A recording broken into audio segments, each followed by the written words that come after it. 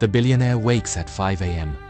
Not because he wants to, but because the anxiety of losing what he has won't let him sleep past it. The monk also wakes at 5 a.m., but because the dawn is so beautiful and he doesn't want to miss it. Same hour but completely different worlds. Let's face it, Jeff Bezos has more money than most countries, and he has also said publicly that he struggles to find peace. In complete contrast, the Dalai Lama owns almost nothing. In over 50 years of exile and stripped of his home, his country, his people, he has not reported a single unhappy morning. The billionaire measures his wealth by way of what he has accumulated. The monk, however, measures his wealth in what he no longer needs. One of these will represent a number that can go down. The other is not a number at all. The ancient Stoics had a concept called eudaimonia, which is often translated as happiness, but more precisely, it means flourishing, living in full alignment with your nature and values.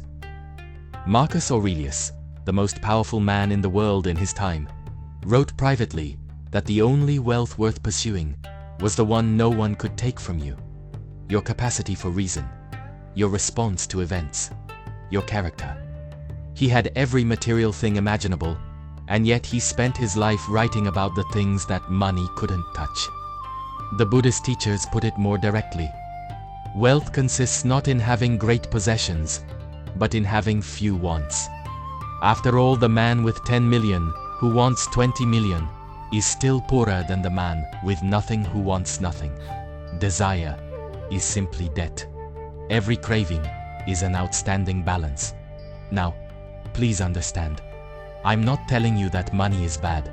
Even the monk needs to eat, and the temple needs a roof. There is nothing virtuous about poverty imposed by circumstance.